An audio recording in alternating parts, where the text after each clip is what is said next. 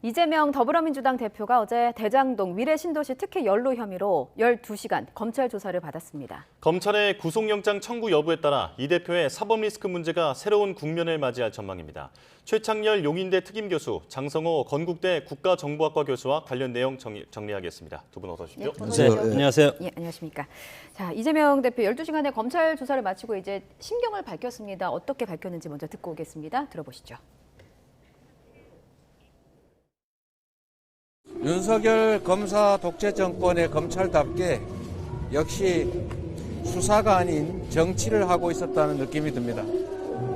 진실을 발견하기 위한 조사를 하는 것이 아니라 기소를 목표로 조작을 하고 있다는 느낌을 지울 수가 없습니다. 국가 권력을 사유화하는 아주 잘못된 행동이라는 생각이 듭니다.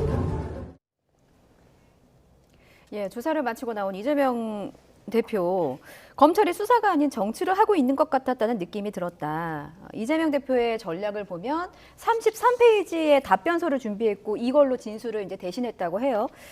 이 모습을 보고 이제 안철수 의원은 답답하면 그 자리에서 혐의를 바로 풀어버리면 되지. 뭐 이렇게 좀 반박을 하기도 했습니다만 피해자 신분이잖아요. 이재명 대표의 전략은 어떻게 평가하십니까? 이재명 대표가 네. 지금 현재 사실상의 진술 거부를 하는 것 같아요. 지금 말씀처럼 미리 준비한 이제 그 답변 준비서, 예. 답변 그 준비서를 가지고 이제 답변에 가름하고 있는데, 그래서 검찰이나 이제 좀 이제 비판적으로 본다면 이 오랜 시간 얘기를 하다 보면은 여러 가지 이제 증거나 뭐 증거까지는 아닐지 모르겠습니다만 여러 이제 정황을 갖다 댈 거 아니겠어요, 예. 검찰이?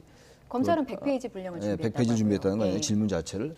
그렇다 보면은 말이 이제 앞뒤가 안 맞을 수 있고 그런 거에 대한 우려를 할 수 있겠죠. 피의자의 방어권이니까 뭐 그건 예. 자신의 선택의 문제입니다. 근데 지금 그 문제는 앞으로 이제 계속 검찰 수사가 진행되면서 예. 양쪽의 공방이 오고 가겠습니다만 제가 보니까 어제 이제 검찰 소환이 됐는데 그저께 전북을 방문했어요. 그리고 지난 10일 날 그 성남 FC 후원공 의혹 사건 때는 이제 광주를 방문했단 말이죠. 예. 소환 전날. 호남 지역이 이제 민주당의 뭐 이른바 텃밭이니까 지역적으로 말이죠. 네. 아마 그래서 이제 지지층 결집을 하려 하는 게 아니냐. 물론 이제 민생 투어를 하는 과정이긴 합니다만 예. 그런 얘기 생각도 들고 그래서 이 검찰 수사를 지금 이제 뭐 이따 얘기가 나오겠지만 검찰의 독재 정권이다. 그리고 이제 포갑이다. 그리고 이제 사법 살인이다. 이런 아주 그야말로 뭐 수위가 대단히 높은 예. 그런 강경한 발언을 지금 쏟아내고 있어요. 다시 말하면 지금의 검찰 수사를 이제 정치적으로 지지층을 좀 결집해서 여론을 좀 반전시키라는 게 아닌가.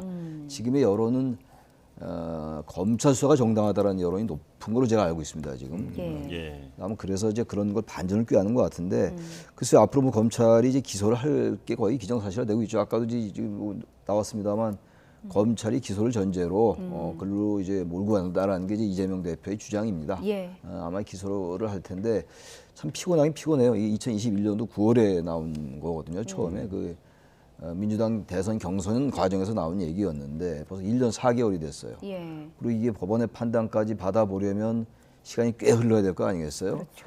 언제까지 이렇게 여야가 공방을 하고 이재명 대표는 아무 혐의가 없다고 얘기하고 이렇게 가야 될지 지켜보는 수밖에 없는데 대단히 국민들은 피곤하다. 그 말씀 드립니다. 예. 예. 자, 이재명 대표는 검찰의 정치적 수사다 이런 입장인데 이 대표는 자신이 받는 혐의에 대해서 조목조목 입장을 밝혔습니다. 지금 가장 큰 쟁점이 배임이잖아요. 네. 그러니까 민간업자에게 특혜를 줘서 결과적으로 성남시에 손해를 끼쳤느냐 이 부분인데 입장차가 상당히 크죠.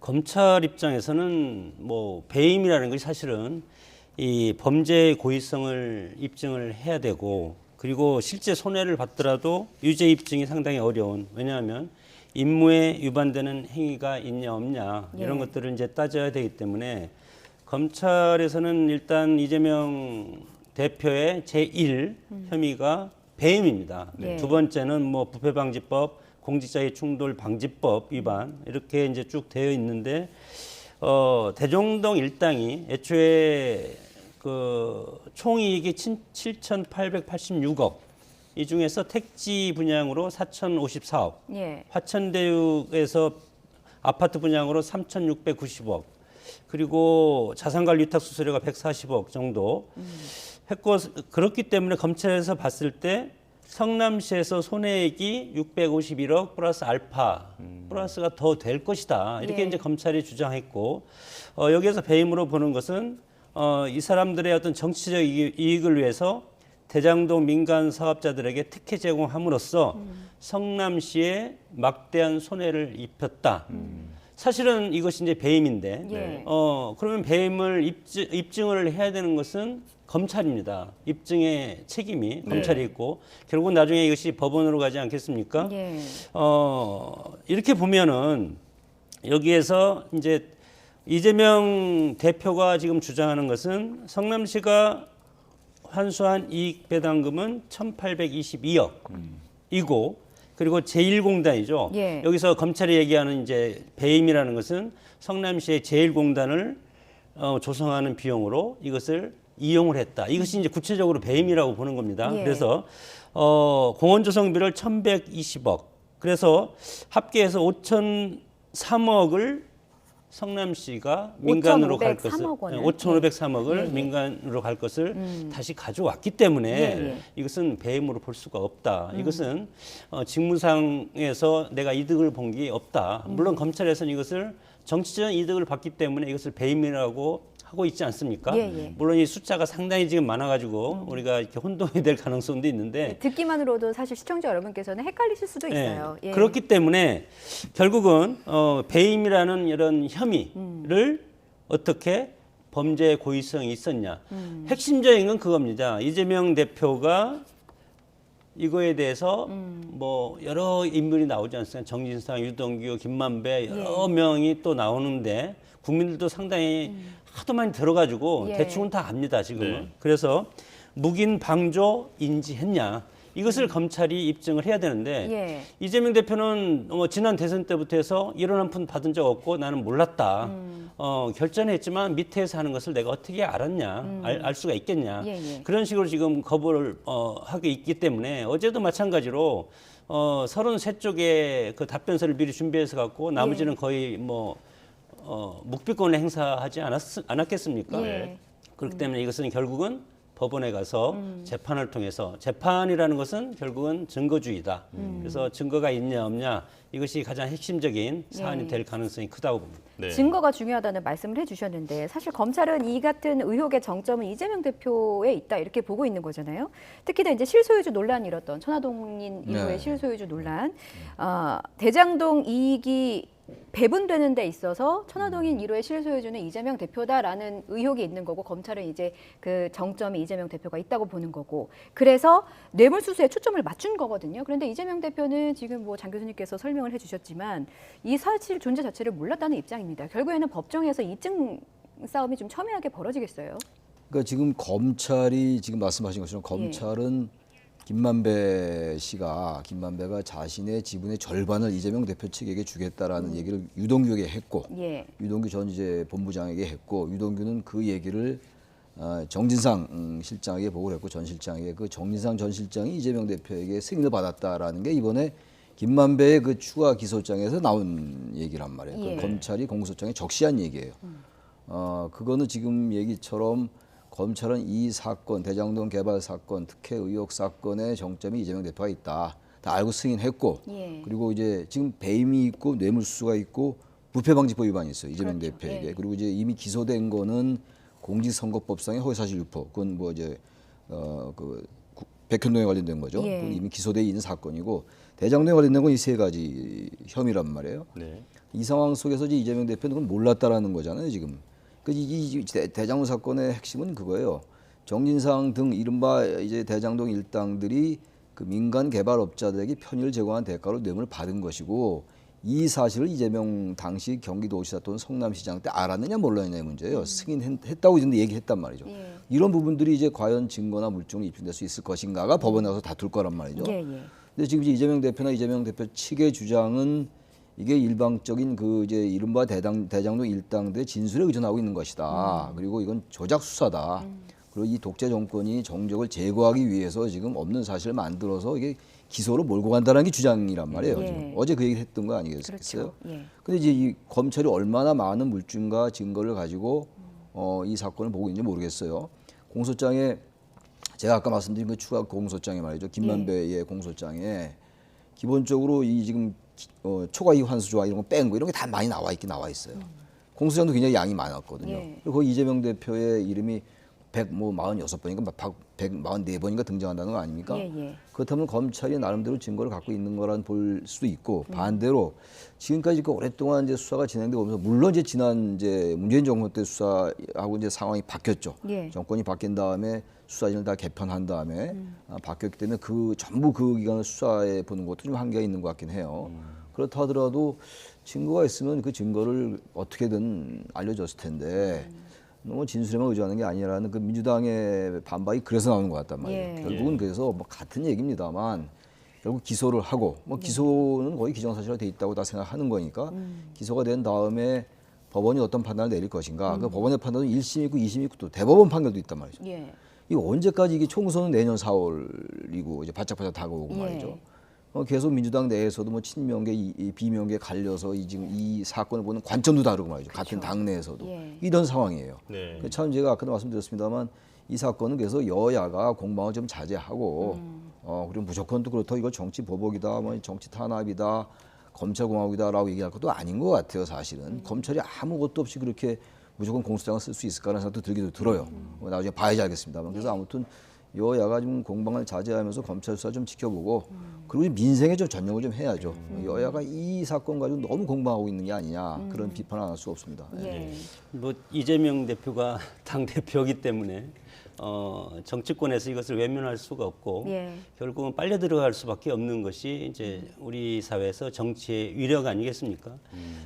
그리고 특히 지금 이제 검찰이 주장하는 것은 확실하게 이재명 대표가 최종 결정권자이기 때문에 모든 책임이 있다. 예. 이렇게 해서 끌고 가려고 해서 지금 5가지 지금 혐의를 지금 적용을 하고 있습니다. 네. 뭐 좀 전에 얘기했던 성남시에 막대한 손해를 입혔다는 그런 배임. 그다음에 업자들에 대해서 이제 측근들이 내부 기밀을 유출을 해서 편의를 제공한 혐의. 이것이 부패방지법 그리고 공직자 이해충돌 방지법 위반 예. 혐의. 그리고 또 428억을 받은 거 있지 않습니까? 천화동인 1호에서. 그래서 그것이 부정처사 후 수뢰 혐의. 그리고 뭐 최근에 정진상 씨 이제 구속되면서 8억 4,700만 원을 정치자금을 건네받은 혐의. 이것이 정치자금법 위반 혐의. 이렇게 이제 5가지 정도의 이제 혐의를 가지고 하기 때문에 예. 검찰이 이런 것을 언론 브리핑이 아니고 조사를 하는데 결국은 이재명 대표가 정치인이고 직전에 대선 후보였고 그리고 현 윤석열 대통령과 1대1로 겨뤘던 그런 비중 있는 정치인이기 때문에 정치권에서 이것을 가장 쉬운 표의 결집은 야당도 마찬가지, 여당도 마찬가지지만 야당 입장에서는 윤석열 대통령을 공격하는 것이 가장 정치적 효과가 클 것이고 예. 그리고 여당 입장에서는 이재명 대표를 공격하는 것이 자신들의 정치 이득을 위해서 왜냐하면 내년에 총선이 있지 않겠습니까? 그렇죠. 네. 그렇기 때문에 이것은 정치권에서 이것을 외면할 수 있는 사안이 아니다.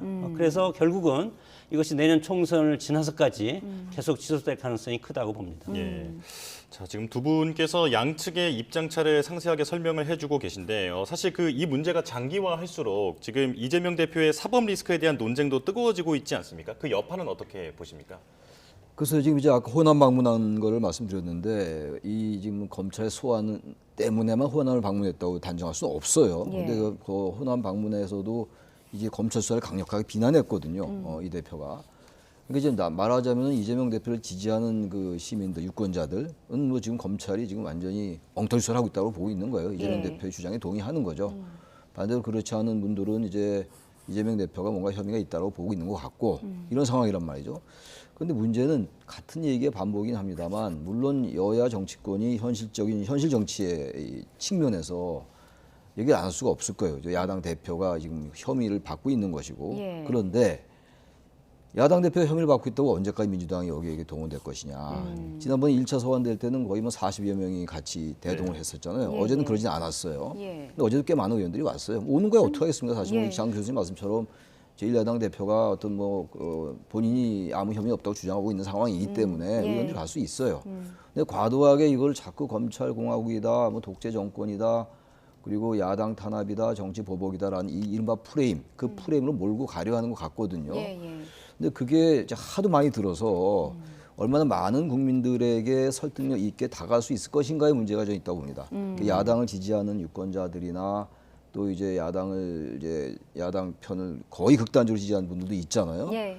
팬들 이런 분들께는 몰라도 그래서 저는 이런 부분들도 조금 민주당도 거리를 좀 둬서 물론 뭐 그 말이 전혀 안 나오게 할 수는 없어요. 예. 조금 이제 그런 자제를 했으면 좋겠다는 생각이 들어요. 예. 이재명 대표가 한 번 더 나올까요? 검찰은 2차 조사를 얘기했는데 이제 이재명 대표는 공식 통보는 없다는 입장이고 추가 소환은 좀 받아들여지지 않을 것 같기는 한데 어떻게 전망하십니까? 어제 12시간 반 조사를 받고 나와서 어제 밤에 나와서 기자들과 뭐 국민들한테 말씀을 하지 않았습니까? 예. 수사 아닌 정치 검사에 의한 조작 수사가 진행됐다. 네네. 그리고 기소 목적의 수사다. 그리고 소명에 충실하다. 소명에 충실한다는 것은 앞으로 편안하지는 않지만 대표직을 끝까지 유지하겠다는 뜻입니다. 예. 그렇기 때문에 33쪽짜리 답변서를 가지고 들어가서 그거에 의존해서 그거 이외에는 뭐 답변을 하지 않았을 거라고 추정이 되고 이런 상황에서 다시 나가지는 않겠다. 그런 취지로 저는 읽히고 예. 이재명 대표 입장에서는 검찰 기소해라. 저는 그것을 지금 즐기고 있다고 봅니다. 정치인이기 때문에 기소를 하면서 그 프레임은 정치 탄압이고 그리고 정치 보복이다. 그러면서 지지층을 지금 결집하고 있다. 그렇게 판단이 되는 것 같고 예. 결국은 중도층이 문제인데 중도층은 나중에 총선 국면에 가면은 결국은 양쪽으로 갈라지지 않습니까? 예. 그래서 총선 국면으로 갈 때까지는 기소를 해서 정치 프레임으로 지지층을 나눠서 결집을 시키고 그 다음에 검찰이 결정적인 증거가 나오지 않는다면 막판 뒤집기 할 수 있다고 보는 겁니다. 그렇기 때문에 2차 조사는 나가지 않을 것이고 이제 더 이상 정치 탄압 굴하지 않겠다. 예. 어제 이미 다 조사를 해봤기 때문에 그런 측으로 갈 가능성이 크고 결국은 입증 책임은 검찰에 있습니다. 그렇죠. 그래서 결정적인 증거가 있냐 없냐 예. 이런 게 상당히 이제 앞으로 중요한 포인트라고 봅니다. 예. 자, 정치 탄압의 그 프레임에 대해서 설명을 해주셨는데 민주당은 어떻게 반응할지가 지금 궁금해집니다. 이 검찰이 만약에 구속영장을 청구한다면 이재명 대표를 체포하려면 국회에 체포 동의가 필요한 상황이잖아요. 민주당이 결국은 국회 부결로 가게 될까요? 뭐 당연히 지금 일관적인 게 정치 프레임 아니겠습니까? 정치 탄압 프레임이고 정치 보복 프레임이기 때문에 예. 결국은 가장 좋은 것이 50% 싸움입니다. 정치인들은 50%에서 45%만 내가 가지고 오면 승리할 수 있다. 막판 뒤집기 할 수가 있다. 변수가 있기 때문에 그렇게 네. 보고 지난번에 또 국회에서 부결된 케이스도 있고 예. 그럼에도 불구하고 지지층은 이미 결집하고 있고 물론 중도층 일부 10%는 위반할 수 있다고 하더라도 그것은 총선 국면에 가면은 자연스럽게 나눠질 수 있다 이렇게 보기 때문에 예.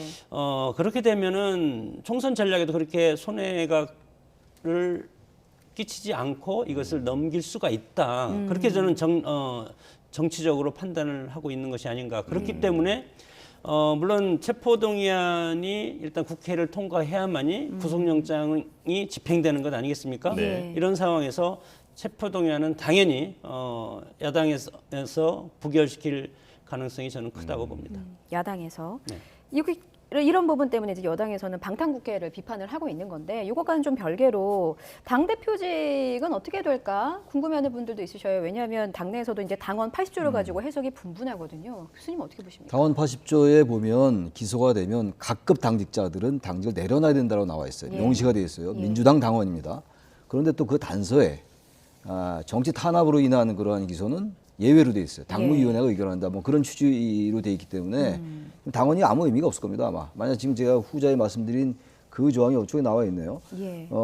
당무위원회 의결로 달리 정할 수 있다고 나와 있잖아요. 예. 저게 그 앞에 그게 안 나왔는데 정치 탄압이라는 단어가 저기 나오잖아요. 정치 탄압. 저기서 핵심은 정치 탄압 등의 부당한 이유가 인정이 되는 경우에 원래는 중앙당 윤리심판원의 의결을 거쳐서 뭐 징계 처분을 취소 글쎄요. 또는 정지할 수 있는데 이게 개정을 해서 중앙당 윤리심판원이 아니라 당무위원회 의결로 달리 정할 수 있다. 그러니까 이제 이렇게 바뀐 게 윤리심판원과 핵심이잖아요. 예. 당무위원회 의결이 다른 점이 예. 당무위원회는 거의 대표의 영향력이 결정적이에요. 예. 그러니까 저게 좀 허들이 낮아졌다.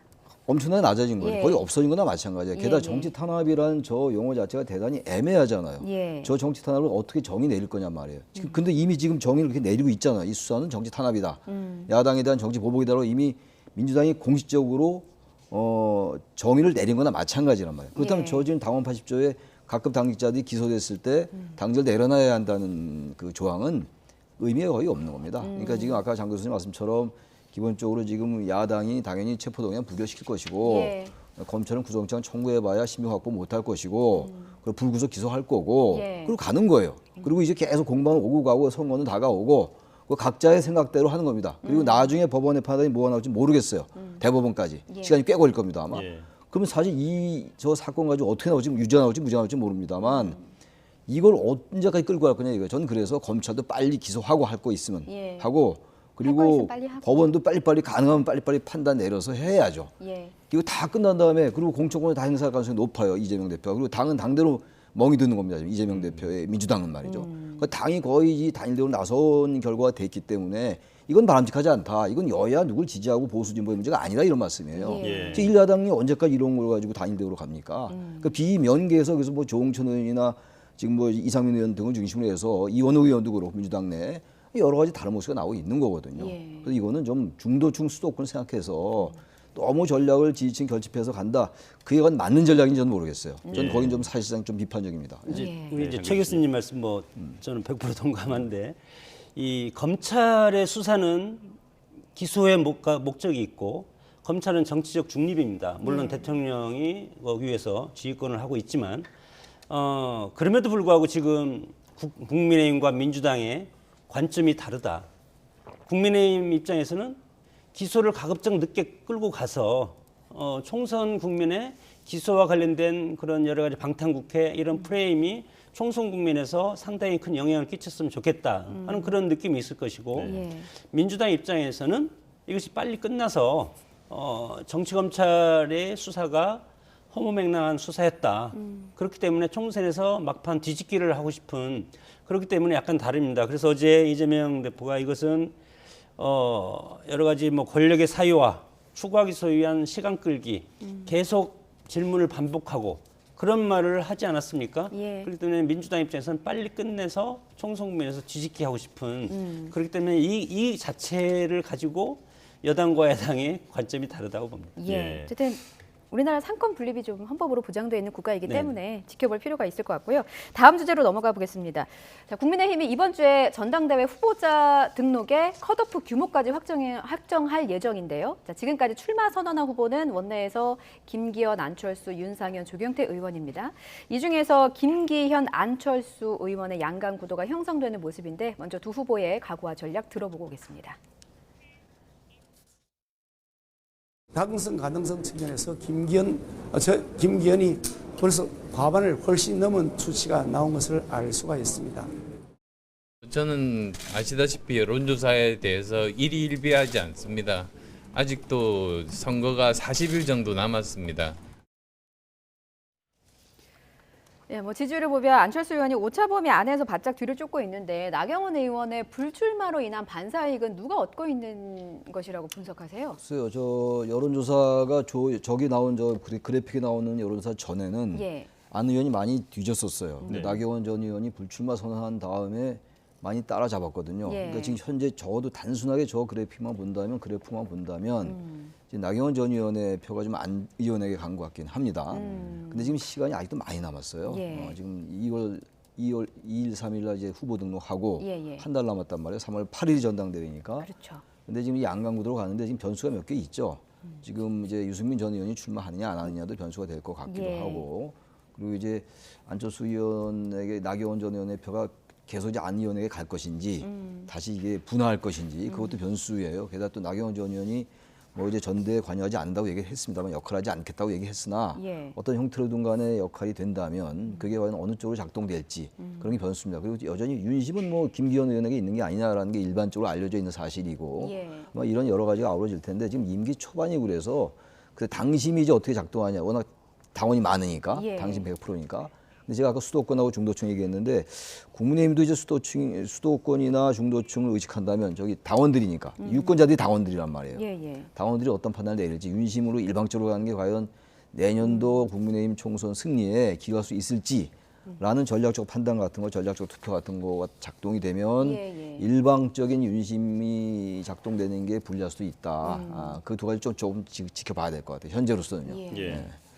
자, 그리고 윤석열 대통령이 3월 국민의힘 전당대회에 참석하기로 했거든요. 네. 자신의 당내 입지를 선보일 수 있는 자리이기도 한데 하지만 비윤계 입장에서는 은근한 불만도 나오는 것 같습니다. 어떻게 보십니까?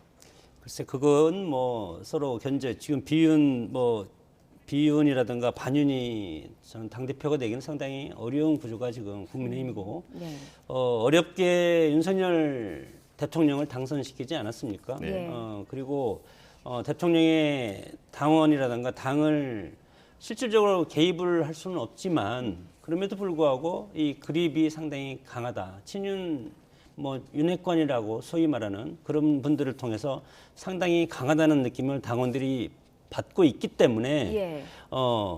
오히려 지금 여론조사 저 지표랑은 정반대의 결과가 나올 가능성이 상당히 큽니다. 왜냐하면 지금 국민의힘을 지지하는 그런 일반 국민들의 여론조사를 하는 것 아니겠습니까? 예. 그러나 실질적으로 84만 명의 책임당원의 지지 의사나 방향은 확실히 다를 것이다. 물론 지금은 아직 본격적인 대표 레이스가 진행되고 있지 않지만 예. 실질적으로 이제 TV 토론이라든가 여러 가지를 하다 보면 대통령실이라든가 핵심부의 의견을 당원들이 충실히 따라가는 그런 결과를 가져올 가능성이 상당히 크고 예.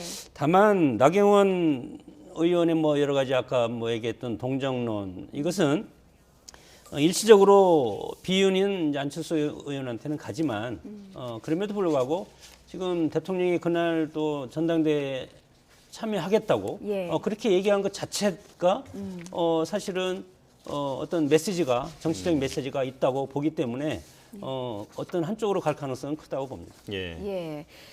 지금 앞서 최 교수님께서 변수 중에 하나로 이제 유승민 전 의원의 출마 네. 여부를 꼽으셨는데 어떻게 전망하세요? 글쎄요, 나경원 전 의원이 출마하지 않았기 때문에 예. 오히려 확실하게 그냥 반윤의 이제 선두주자를 자리매김하기 위해서 출마할 수 있는데 예. 이미 유승민 전 의원이야말로 반윤의 상징으로 돼 있기 때문에 근데 만약에 출마한다면 1, 2위 안에 못 들 가능성이 현재로서는 크잖아요. 그러면 어떤 역할을 해야 그렇게 되겠습니까? 된다면은 별로 이제 출마하는 게 본인의 정치적 장래에 예. 큰 도움이 안 된다고 생각하면 출마 안 할 가능성이 높아요. 제가 볼 때. 근데 그렇지 않고 만약에 분당을 한다. 예. 그럴 가능성이 현재로서는 그렇게 높아 보이지는 않는데 예. 유승민, 이준석 이렇게 해가지고 분당을 한다면 일부러 이제 분당을 아예 전제로 해서 그렇게 말은 안 하겠습니다만 예. 아예 전당대회 출마해가지고 확실하게 반윤을 각인시킨 다음에 분당할 수 있고 그렇다면 이제 출마할 겁니다. 근데 제가 볼 때 후자의 가능성은 아직은 낮은 것 같고 예. 아무래도 출마를 해서 3위를 하고 표가 너무 안 나오면 오히려 더 불안할 수 있으니까 예. 현재로서는 가능성이 낮다 예. 이렇게 봐요. 예. 예. 저희 시간 관계상 장 교수님께도 짧게 질문. 분당 가능성이 낮지만 좀 짚어주시긴 하셨는데 유승민 의원의 앞으로 정치적인 입지와도 좀 연관이 돼 있기 때문에 출마 여부와 정치적 역할은 어떻게 해야 된다고 보십니까? 정치는 타이밍이기 때문에 예. 지금 한동안 나경원 전 의원한테 가려 있지 않았습니까? 예. 그렇기 때문에 일단 스크린에서 사라져 있습니다. 그래서 이미 타이밍을 저는 놓쳤다고 보고 지금 그러면 예를 들어서 유승민 전 의원이 다음에 당을 분당해서 새로운 신당 창당을 만들겠다. 신당 창당을 만든다고 그것이 가능하겠습니까? 예. 우리 정당사에서 분당을 해서 나간 세력은 항상 패배해 왔기 때문에 그런 정치적인 측면을 잘 이해하고 있는 분이다. 그렇기 때문에 이번에는 일단 출마하지 않고 다시 윤석열 대통령의 여러 가지 정치적 행보와 그리고 업적 그리고 정치 성과 이것을에 따라서 또 당이 요동칠 가능성도 있기 때문에 예. 기회를 보고 차기를 노릴 가능성이 크다고 봅니다. 네, 네, 알겠습니다. 알겠습니다. 두 분 말씀을 여기까지 듣겠습니다. 지금까지 전국 이슈 짚어봤습니다. 최창렬 용인대 특임 교수, 장성호 건국대 국가정보학과 교수 두 분과 말씀 나눴습니다. 고맙습니다. 네, 고맙습니다.